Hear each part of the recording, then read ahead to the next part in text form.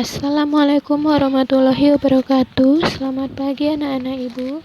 Sebelum memulai pembelajaran hari ini, alangkah baiknya kita berdoa terlebih dahulu.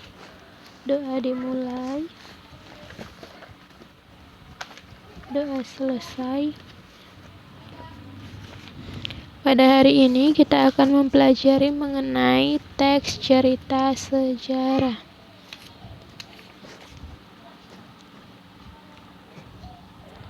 Pertama, pengertian dari teks cerita sejarah adalah kisah imajinasi yang ditulis dengan tokoh atau latar sejarah yang benar-benar terjadi.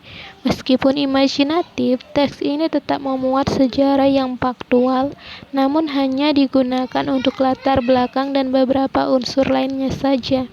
Teks cerita adalah istilah umum, bisa jadi mengacu pada cerpen, novel, novelet, atau skenario drama. Jadi teks cerita sejarah ini berfungsi untuk mengenal lebih dalam tentang asal-usul sesuatu, bisa tempat, kejadian, peristiwa sejak zaman dahulu hingga sekarang. Teks cerita sejarah ini berbeda dengan teks sejarah. Jika teks cerita sejarah itu dia memuat mengenai kisah yang benar terjadi, kalau teks sejarah itu adalah tulisan yang berisi cerita atau kejadian ataupun peristiwa yang benar-benar pernah terjadi atau berlangsung di masa lalu. Bedanya sangat jelas bahwa teks sejarah bukanlah cerita imajinasi, namun dapat disampaikan melalui gaya penulisan prosa non-fiksi maupun fiksi.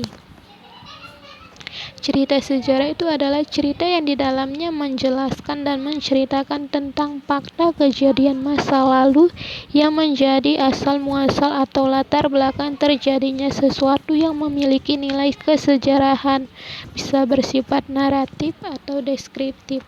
Cerita sejarah termaksud dalam teks naratif jika disajikan dengan menggunakan urutan peristiwa dan urutan waktu. Namun jika disajikan secara simbolis verbal ataupun secara ucapan, dia termasuk ke dalam teks deskriptif.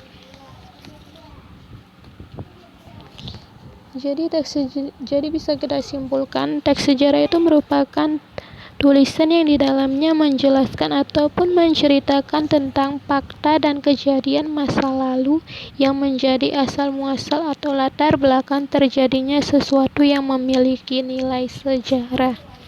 Itu dia kesimpulan dari teks cerita sejarah.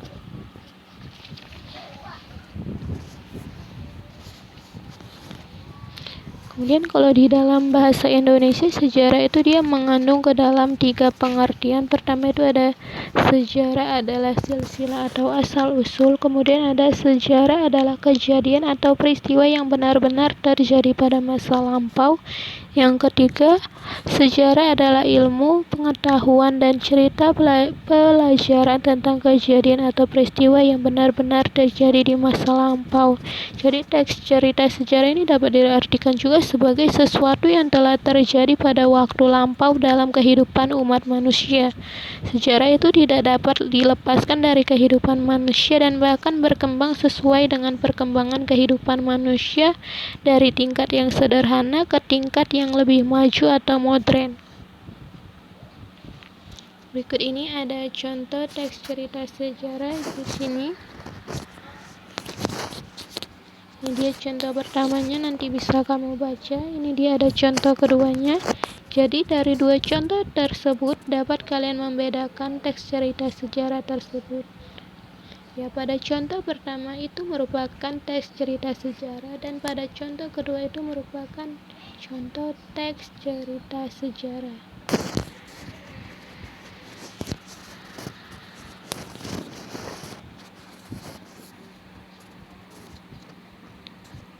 Sebelum membahas lebih lanjut cerita sejarah, berikut ini akan disampaikan pula perbedaan antara teks sejarah dan juga teks cerita sejarah. Jadi simpulannya adalah teks sejarah adalah fakta sementara Teks cerita sejarah adalah imajinasi atas fakta. Sementara itu, berikut ini analisis bandingannya. Teks sejarah itu dituntut untuk menyampaikan hal-hal faktual yang benar-benar ada dan pernah terjadi. Sementara cerita sejarah itu bebas untuk menggambarkan sesuatu yang tidak pernah ada. Kemudian, teks sejarah itu sejarawan wajib untuk menyampaikan sesuatu sebagaimana adanya sesuai dengan realita, tidak boleh direka atau ditambah-tambahkan. Sementara dalam teks cerita sejarah, penulis bebas sepenuhnya dalam menciptakan sesuai dengan imajinasi mengenai apa, kapan, siapa, dan di mana, namun tetap memiliki keterkaitan dengan situasi atau tokoh sejarah. Selanjutnya, dalam teks sejarah, hubungan antara fakta satu dengan yang lainnya itu perlu direkonstruksi, setidaknya melibatkan topografis atau kronologisnya. Sementara dalam cerita sejarah, imajinasi dan kemampuan penciptaan pengarang itu yang mewujudkan cerita sebagai suatu koherensi yang memiliki hubungan dengan situasi sejarah. Dalam teks sejarah, sejarawan harus bisa membuktikan bahwa yang dibawakan pada masa kini dapat dilacak eksistensinya di masa lalu. Sejarawan ini terikat pada fakta mengenai apa, siapa, kapan, dan di mana. Sedangkan dalam teks cerita sejarah tidak terikat pada fakta sejarah sepenuhnya, terutama mengenai apa, siapa, kapan, dan di mana, tidak butuh bukti atau saksi seperti teks sejarah. Kemudian dalam teks sejarah, pelaku-pelaku atau hubungan antara pelaku, kondisi, situasi hidup, dan keadaan masyarakat secara universal itu harus sesuai dengan kenyataan yang terjadi. Sedangkan dalam teks cerita sejarah, pelaku atau tokoh, hubungan, situasi, dan kondisi masyarakat dapat berasal dari imajinasi yang hanya memiliki relevansi dengan sejarah. Strukturnya, teks cerita sejarah seperti teks lain yaitu novel cerpen termasuk dalam kategori cerita ulang, sehingga baik teks cerita sejarah ataupun novel sejarah memiliki struktur teks yang sama, yakni orientasi, pengungkapan peristiwa, konflik, komplikasi, evaluasi, dan koda. Berikut ini strukturnya. Struktur pertama itu ada pengenalan situasi cerita.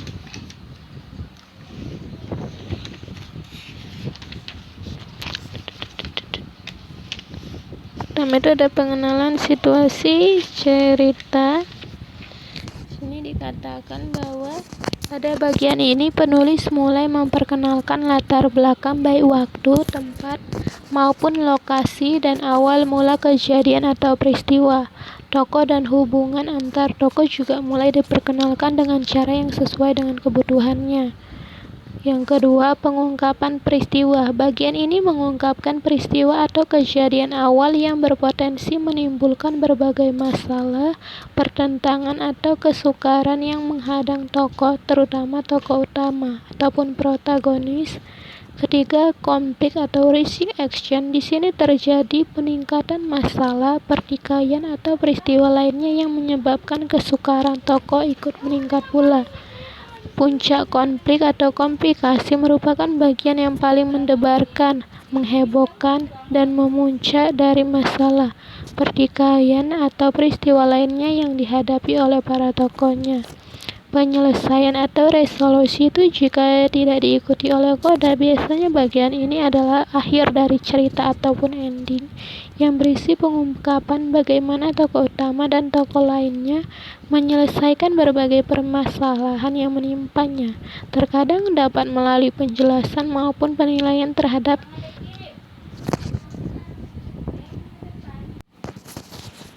selanjutnya. Ada bagian koda itu merupakan komentar yang membahas kembali isi semua peristiwa dan perilaku tokoh yang terlibat. Terkadang bagian ini memberikan interpretasi amanat tetapi tidak disarankan. Lebih baik biarkan pembaca menyimpulkan sendiri. Bagian ini adalah opsional. Terkadang kode digunakan untuk membuat semacam teaser untuk buku lanjutan. Kemudian sebenarnya teks cerita sejarah itu memiliki 3 struktur penyusunan, yaitu orientasi, urutan peristiwa, dan reorientasi. Orientasi itu merupakan bagian pengenalan atau pembuka dari teks cerita sejarah. Urutan peristiwa merupakan rekaman peristiwa sejarah yang terjadi, umumnya disampaikan dalam urutan kronologis. Reorientasi berisi komentar pribadi penulis tentang peristiwa atau kejadian sejarah yang diceritakan. Reorientasi boleh ada, boleh tidak. Ciri-cirinya, untuk mengenal lebih dalam akan dibahas ciri teks cerita sejarah. Adapun cirinya, pertama, disajikan secara kronologis berdasarkan urutan kejadian atau urutan peristiwa di masa lampau. Kedua, berbentuk recount text atau teks cerita ulang. Cerita ulang atau recount dibedakan menjadi 3. Pertama, recount pribadi, yakni memuat keterlibatan penulis dalam peristiwa secara langsung. Kedua, recount faktual, berisi kejadian faktual, eksperimen ilmiah, jurnal, warta, catatan kepolisian, dan lain sebagainya. Kemudian ada recount imajinatif, memuat kisah faktual namun dihayal kembali menjadi cerita yang lebih rinci dan menarik. Ketiga, sering menggunakan konjungsi temporal. Keempat, isinya berupa fakta yang diperoleh berdasarkan data-data yang dikumpulkan. Yang kelima, struktur teksnya itu orientasi, urutan peristiwa, dan reorientasi. Fungsi, adapun fungsi cerita sejarah, pertama, fungsi rekreatif, yakni memberikan rasa gembira dan senang kepada pembaca.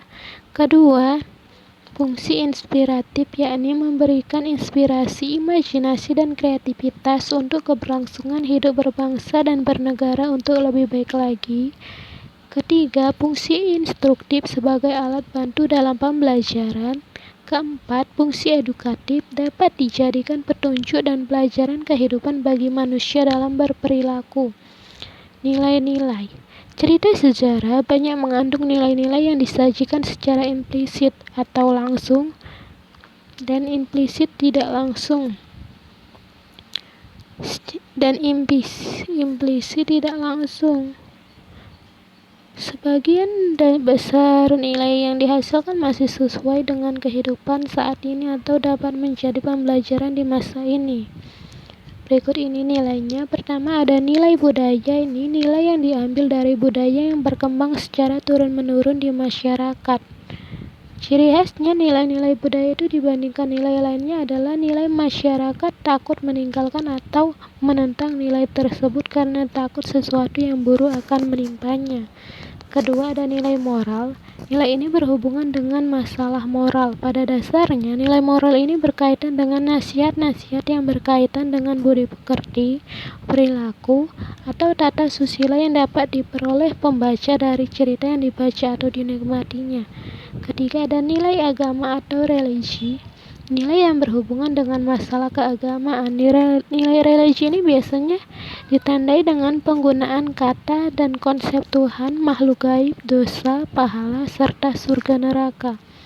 Nilai pendidikan atau edukasi. Nilai yang berhubungan dengan proses pengubahan sikap dan tata laku seseorang atau kelompok orang dalam usaha mendewaskan manusia melalui upaya pengajaran dan latihan. Selanjutnya itu ada nilai estetika, itu nilai berhubungan dengan keindahan dan seni. Selanjutnya ada nilai sosial, yakni nilai yang berhubungan dengan kehidupan di dalam masyarakat. Biasanya berupa nasihat-nasihat yang berkaitan dengan kemasyarakat. Indikasi nilai sosial itu dikaitkan dengan kepatuhan dan kepantasan bila diterapkan dalam kehidupan sehari-hari. Berikut ini ada tugas mandiri yang bisa kalian kerjakan, bisa dibaca nanti teksnya, dan ini adalah tugas yang harus kalian kerjakan. Sekianlah materi pembelajaran hari ini. Jika ada yang ingin ditanyakan, bisa ditanyakan melalui WhatsApp. Ibu akhiri pembelajaran hari ini. Wabillahi taufiq wal hidayah. Wassalamualaikum warahmatullahi wabarakatuh. Selamat belajar.